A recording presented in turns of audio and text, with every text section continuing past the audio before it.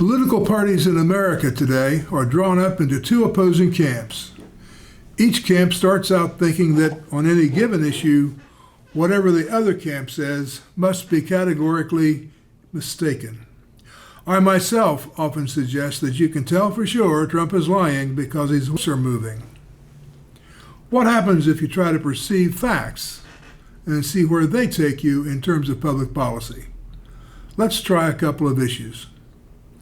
First, immigration. During President Biden's tenure, immigration across the southern border got out of hand. Mexican cartels made a side hustle out of smuggling South Americans across our border. Atlantic Monthly magazine, no friend of Trump, reported on this.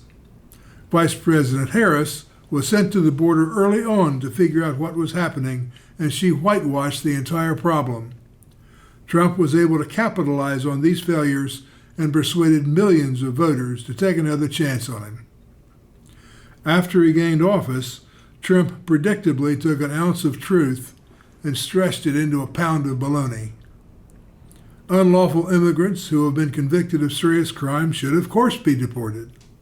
Trump being Trump, he simply fantasized that all unlawful immigrants are violent murderers and rapists.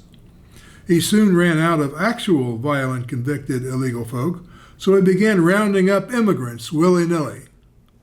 He built concentration camps to hold them until he can send them somewhere else. Wise policy does suggest stronger controls at the border than President Biden utilized. An immigrant claiming to be a refugee, for example, should present corroboration of his claim before he is admitted into the country. On the other hand, in reality, our economy depends upon the labor of unlawful immigrants. They should be given the option of pleading guilty to the crime of illegal entry, pay a standard fine, and move on to a pathway to citizenship. These are people who work hard, build families, and pay taxes, just like immigrants have done since the founding of the nation. Trade and tariffs. Over the past 30 years or so, free trade policies have destroyed the manufacturing economy in the Midwest. Large corporations simply moved their factories to countries where labor costs were a fraction of American wages. For part of that time, corporations also offshored factories to avoid expensive American pollution controls. In the meantime, predatory equity firms dismantled domestic companies such as Anchor Hocking in Lancaster and the paper mill in Chillicothe.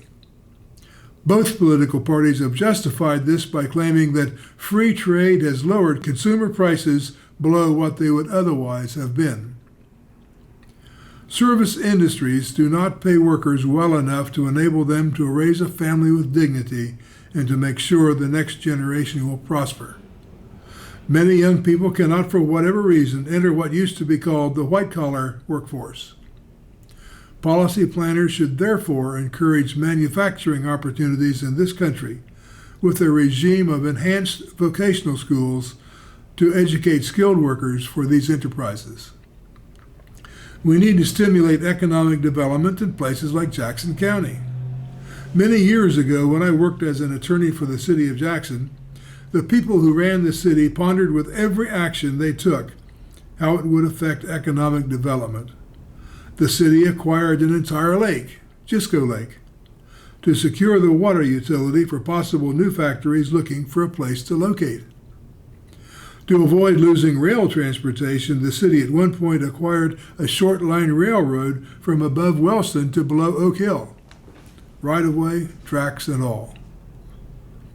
Targeted protective tariffs may make sense. Among dozens of other examples, perhaps we should adopt tariffs to protect our manufacture of solar panels from Chinese competition. Transgender people. For some reason, the Democrats took a licking this past election about transgender youth. What transgender medical treatment should be allowed for teenagers? Should young people identifying as transgender be permitted to participate in sports? What bathrooms should they use, for goodness sake? There are a few instances in which a young person underwent sex change surgery and later regretted it. Should all such surgery therefore be banned, at least for children not yet 18 years old? These matters are intimate and private. Put yourself in the position of a parent of a child who declares they are incorrectly sexed. As a parent, you know your child is suffering intense agony, and you feel incredible pressure to do something to help.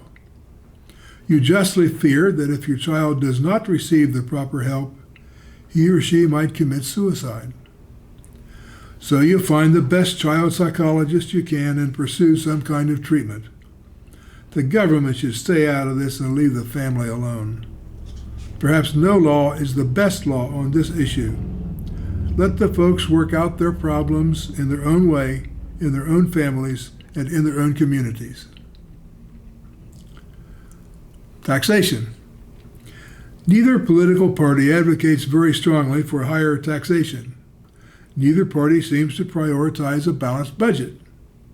Many economists warned that our current level of deficit spending is not sustainable over the long term.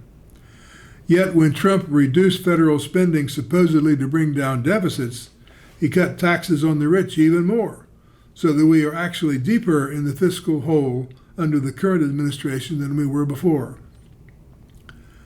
I propose that we increase taxes on rich people and large corporations because that is where the money is.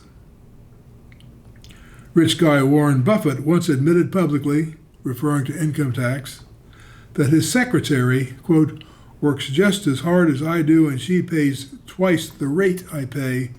I think that's outrageous, close quote. I agree. During the Eisenhower administration, the highest rate of income taxation was 91% before deductions and loopholes. If it was good enough for Ike, it is good enough for me. Ohio Democrats need to attract voters. They need to move beyond shouting the tried and true liberal slogans. Democrats should acknowledge their past failures in public policy and use fact-based approaches to develop new proposals. Then they need to communicate the new proposals to moderate voters. By the way, if you conclude that these ideas are worth sharing, please do so.